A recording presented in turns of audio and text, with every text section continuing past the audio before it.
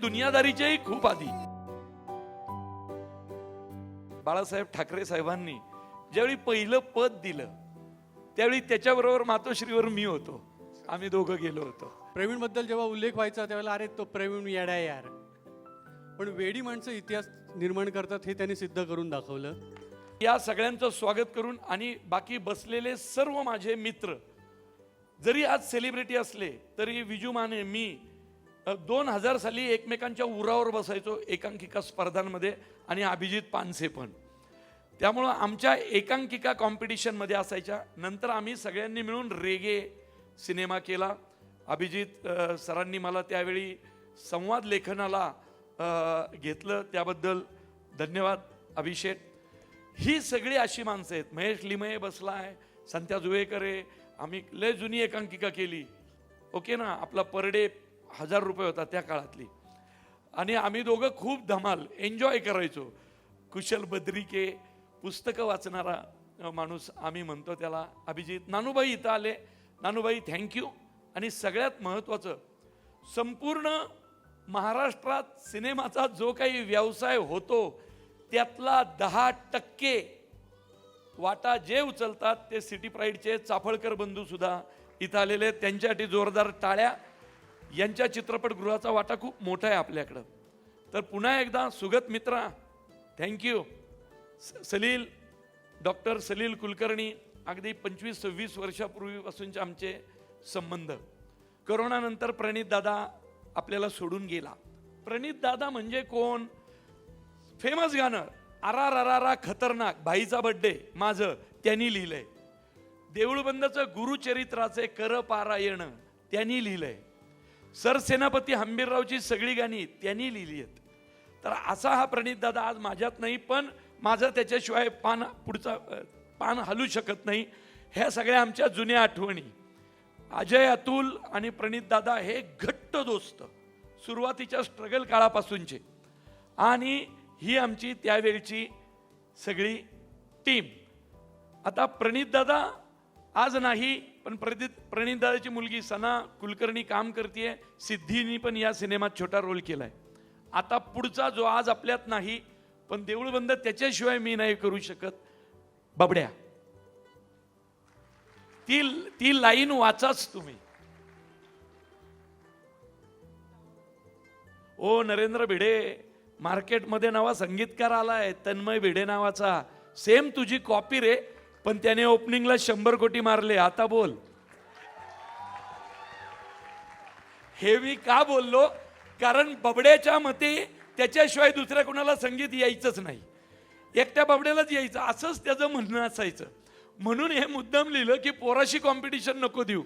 त्याचा पुढचा तो तन्मय भिडे मागच्या देऊळबंदाला हा छोटासा तिथं सेटवरती यायचा गाणी चालू असताना. म्हणून मी ठरवलं की आता बबड्या नाही, पण बबड्याचा मुलगा संगीतात धडपड करतोय, म्हणून त्या पोराला संपूर्ण सिनेमा दिला आणि त्याने आणि ऋतुराज साठेंनी संधीचं सोनं केलं. थँक्यू बबड्या, थँक्यू प्रणित दादा. आपला सिनेमा चालू आहे जोरात. 100 कोटी पार केले आपण तिघांनी. त्याला पायाला लागलेलं आहे, त्याचाही मी साक्षीदार आहे. 1992-93ला आम्ही दोघं जण कुस्तीच्या ट्रेनिंगसाठी कोल्हापूरमध्ये होतो आणि एका प्रॅक्टिस मॅचला अण्णाला लागलं होतं. मॅटवरच्या कुस्तीत त्याचा गुडघा फिरला होता. आज 30-32 वर्षांनी ते पुन्हा उद्भवलं, पण आता सगळं पार पाडलेलं आहे. तो पशा देऊळबंदमध्ये त्यांनी एक छोटा रोल केलता, सुशांतनी केलता. मी त्यांना शब्द दिलता, ज्यांनी माझ्या सिनेमात छोट्या रोलसाठी लांब लांबून आला, मी त्यांना एक सिनेमा देईल. मी त्याला धर्मवीर दिला. आणि तो प्रसाद ओक म्हणजे माझा किती आवडता ॲक्टर मी सांगू शकत नाही. ते पशाबरोबर काम केल्यावरच तुम्हाला कळेल. म्हणजे जसं मी माझ्या स्वभावानुसार चिडचिड हे त्याच्यावर पण चिडायचो, तो आपला मान खाली घालून चला सुरू करू. तर पशा वर ये. आणि दुसरा बकासूर. बरं, बकासूर म्हणजे मुळशी पॅटर्नचा बकासूर. ॲक्टर निवडताना दोन्ही ॲक्टर विनोद वनवेनी निवडलेले आहेत. तर या बकासुराने जे काही केलं मुळशी पॅटर्नमध्ये ते आपण कुणीच विसरू शकणार नाही. कल्ट मूव्ही म्हणून पाहिलं जातं. अनिलजींनीच रिलीज केली ती, ओम भूतकर. आणि या माझ्या 2 लाडक्या नटांना, त्याला मी पुरुषोत्तम पासून ओळखतो, या 2 लाडक्या नटांना एक इकडेही कॉमन होता आणि तिकडेही कॉमन होता, तो म्हणजे क्षितिज दाते.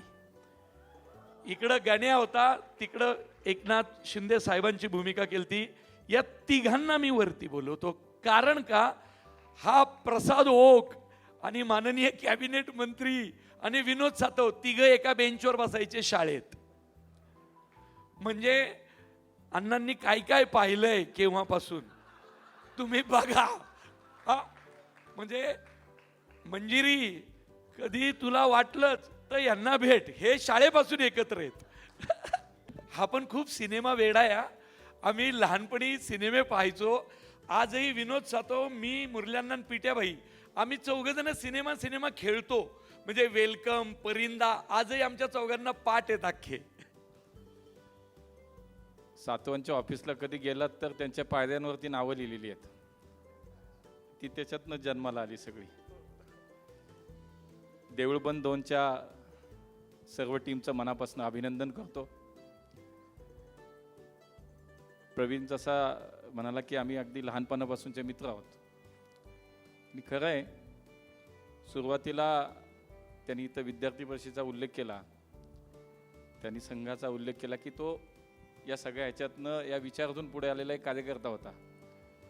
पण तो भारतीय जनता पार्टीचा सुद्धा वॉर्डचा अध्यक्ष होता. ज्यावेळेला दोघेही वॉर्डचे अध्यक्ष होतो, मग त्याला काय ते जमेना. मग तो त्यांनी क्षेत्र बदललं, पण असं ठरलं की मी नेता होतो, तू अभिनेता हो. मला कौतुक वाटतं, अत्यंत प्रतिकूल परिस्थितीनं सुरुवात केलेला आमचा हा मित्र, मराठी चित्रपट सृष्टीमध्ये सलग 6 सुपरहिट देणारा आमचा मित्र. आणि देऊळबंद 2 त्याचा 100 कोटी त्याचा व्यवसाय झाला म्हणून हे सेलिब्रेशन असलं तर त्याच्या मागचा त्याची भावना, त्याचा भाव जो आहे, हे सेलिब्रेशन नव्हतं, त्याच्या सहकार्यांचा कौतुक सोहळा होता. एक तर एका बाजूला मी जसं म्हणालो की अगदी सुरुवातीपासूनचा त्याचा प्रवास आम्ही सगळ्यांनी बघितलाय. अत्यंत प्रतिकूल परिस्थितीमधून त्यांनी हा सगळा प्रवास सुरू केला आणि इतकं चांगलं यश तो संपादित करत चाललाय. त्याचं निश्चित कौतुक वाटतं, अभिमानही वाटतो की आपला मित्र आज इतका यशस्वी या क्षेत्रामध्ये होतोय. आणि प्रवीण तरडेचा सिनेमा म्हटल्यानंतर उत्सुकतेने लोक पुढच्या सिनेमाची वाट पाहतात. तसंच देऊळबंद 3, 4, 10 काढणार आहे, काय ती म्हटलंय 11 काढणार आहे. त्यामुळे अशाच या सगळ्या तुझ्या यशाची मालिका पुढच्या काळामध्ये भविष्यामध्ये सुरू राहो, ही शुभेच्छा, ही सदिच्छा सर्व कलाकारांचं पुन्हा एकदा मनापासून अभिनंदन. विनोद सातव पण आमचा लय जुना दोस्त आहे.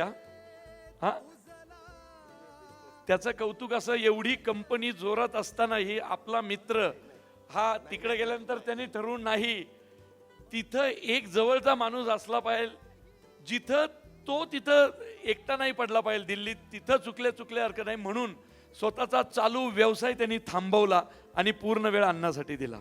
थँक्यू सातव. आणि या सिनेमासाठी पण आला त्यांनी, म्हणजे ती दर 1 आठवड्यानी वेगळी न्यूज.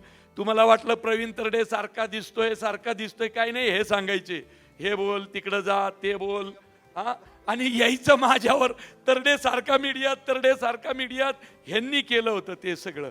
पण थँक्यू केलं होतं का नाही?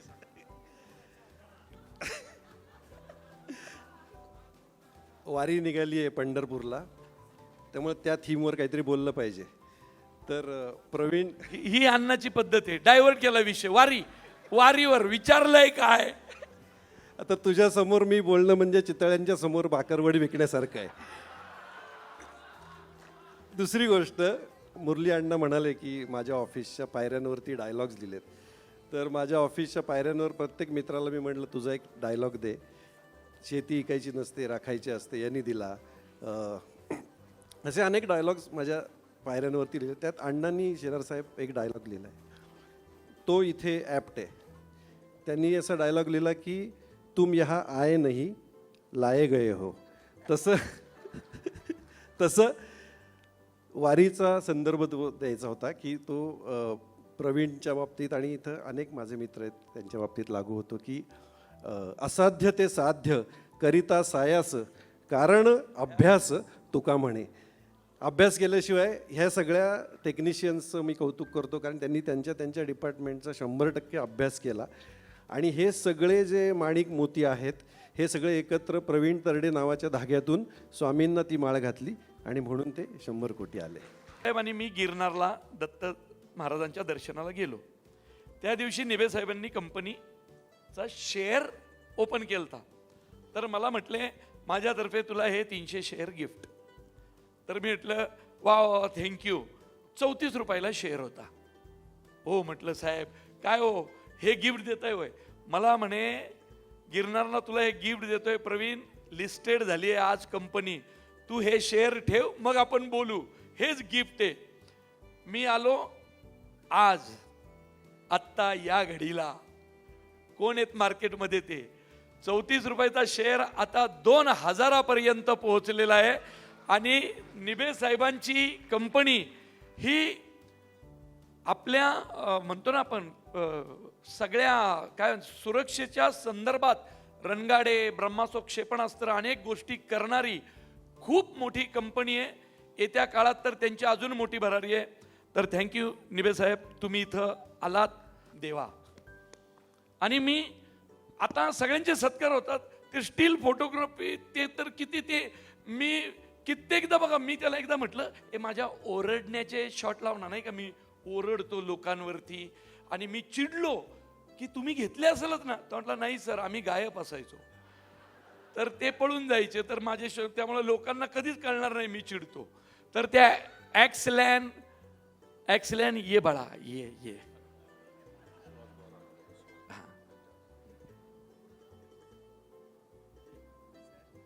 खूप अप्रतिम फोटो काढतो हा. आता मी संजय दादाला वरती बोलवर. आता तुम्हाला कळेल की मी नावं घेऊन प्रत्येकाची एक आठवण का सांगतोय. एक असोसिएशन असतं. या संजय दादानी मला पहिल्यांदा मुंबईत बोलवलं होतं. त्यांनी माझी एक एकांकिका पाहिली होती आणि दादानी मला एका लिखाणासाठी बोलवलं होतं, म्हणजे दुनियादारीच्याही खूप आधी. आणि मग दादानी मला त्याची सिरियल लिहायला दिली. येस. तर मी वायडी महागडं डिपार्टमेंट रे, मराठी सिनेमाला हे VFX वगैरे आपण केलंच नाही पाहिजे. तर तो आणि त्यात त्याला कोणीतरी सांगितलं की 100 कोटीचा सिनेमा झाला की पेमेंट वाढवायचं. तर तो तेच धरून बसलाय. तर मी बदलणार आहे पुढच्या सिनेमाला. ये मी हे 100 कोटीवाले आता कोणी घेणार नाही. परत आपले शून्यातून ह्यांची पेमेंट कुठं देत बसता. या रे या. हिरवं कापड दिसलं की आपण बरबाद. खूप खर्च. आणि मोजो आहेत ना मोजो तुम्हाला माहित नाही. तुम्ही ऐकलं असाल पूर्वी मोजो डेंजर होते, आता जास्त आहेत. कसे सांगतो, त्यांना ते नाक आणि कान लावायचे. मी इकडं आरडाओरडा केला काहीतरी नाही का, काहीतरी माझं चालू असायचं. बरोबर का नाही. मोजो काय माहितीये का तिकडनं, त्याला सांगा नाही तर नाक काढीन. तर नाक परत लावायला 3 तास लागायचे, कान काढीन 1.5 तास. तर मी फक्त त्यांच्यावर चिडलो नाही अख्ख्या सिनेमात, त्या नाकान कानाच्या भीतीने धमकीत असायची. आणि ते नाक जरा इकडं तिकडं झालं की वाणी साहेबांना जो वाटतं की मी वाढवला खर्च, तसं काही नाहीये. ह्याच्यात नाक आणि कानाचा पण हात आहे. त्यांना काय वाटेल बरं, अजून आपल्या नॉर्मल ऑडियन्सला काय वाटतं, आपल्याला PR पब्लिसिटीला आपण फिरतो ना, आपल्याला त्याचेही पैसे मिळतात. नाही मिळत. मी 50 दिवस यांच्या प्रेमापोटी फिरलोय. हा. तर वाणी साहेब आज शेवटचा दिवस आहे.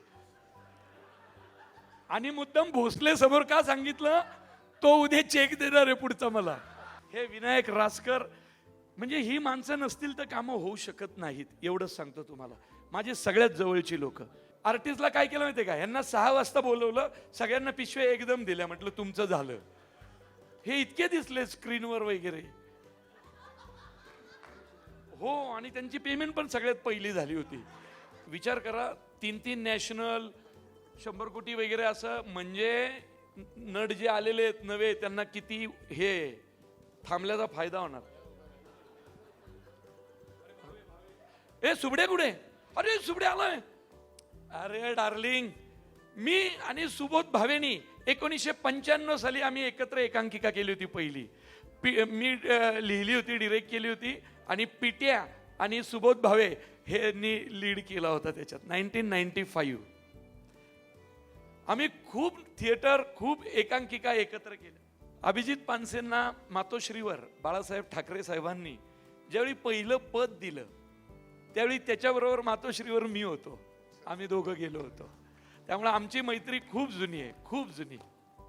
तर मंडळी, आता शेवटचं जे राहिलंय ते म्हणजे आमचे डॉन स्टुडिओ.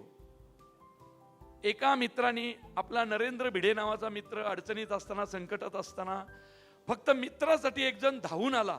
तो आमचा हेमंत गुजराती, द ग्रेट मोहन जोशी आणि स्नेहलचं आपण करू, आणि मग माझं आमचे सगळे दोस्त हे करतील. स्नेहल तरडे. मी जास्त कौतुक करत नाही, परत ना बायकोचं असं होतं. ये रे बाळा. बाळा म्हणू शकतो, ती लहान आहे माझ्यापेक्षा. तिचा फुल लेंथ पहिलाच सिनेमा होता. थिएटरमध्ये खूप काम केलंय तिने. आणि यावर्षी सगळ्यात आनंदाची बातमी, तिच्यासाठी सर्वात लकी इयर आहे, कारण यावर्षी शासनाचा, महाराष्ट्र शासनाचा सर्वोत्कृष्ट दिग्दर्शनाचा पुरस्कार फुलवंतीसाठी तिला मिळाला. ओके, या मोजो, या मोजो. अजून तुम्हाला माहित नाही, या माणसासारखा माणूस नाही. मी तुम्हाला खरंच सांगतो, मी भाग्यवान आहे की माझ्या वाट्याला मोहन जोशी सर आलेत. ज्योती मॅडम, तुम्ही पण वरती या ना, या ना, या ना. त्यांना आवडतं. मी कसं सारखं अण्णा, शेवटचं आहे ना अवॉर्ड, मोजूनच रे बाबा. आणि आता ज्याला ना प्रवीणबद्दल जेव्हा उल्लेख व्हायचा त्यावेळेला अरे तो प्रवीण येडा आहे यार, पण वेडी माणसं इतिहास निर्माण करतात हे त्यांनी सिद्ध करून दाखवलं आणि त्यांनी इतिहास निर्माण केला. माझी अशी इच्छा आहे की ही ट्रॉफी तो स्वीकारत असताना आपण सगळ्यांनी उभं राहून जोरदार टाळ्या वाजवल्या पाहिजेत या इतिहासकर्त्यासाठी. प्रवीण तरडे. फक्त मंगेश देसाई, मेरी जान किधर है? वे मंगे, ये ना, तू ये रे. ही ट्रॉफी देताना तू पाहिजे ना बाबा. तो या चित्रपटाचा हिरो होता, फक्त तो कुठेही थिएटरमध्ये भटकत नव्हता, तो लटकत होता. पहिल्यांदा एखाद्या माणसाने 100 कोटी कमवले लटकून. पण म्हणून मी त्याला, म्हणजे सगळ्यांसमोर शब्द देतो, मी त्याला मुळशी पॅटर्न 2 मध्ये न भूतो न भविष्यती असं कॅरेक्टर देणार. यस. हां, मला एक 2 शब्द फक्त बोलायचे प्रवीण बद्दल. मी असा दिग्दर्शकच बघितला नाही की ज्याला फक्त एकच व्यसन आहे, स्वच्छ ताट आणि स्वच्छ विचार.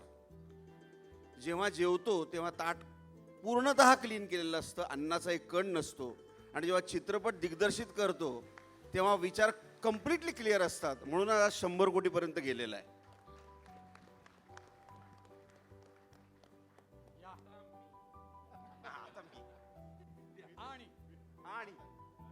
आणि आता 100 कोटी पार करणारा एकमेव दिग्दर्शक प्रवीण तरडे, प्रवीण विठ्ठल तरडे.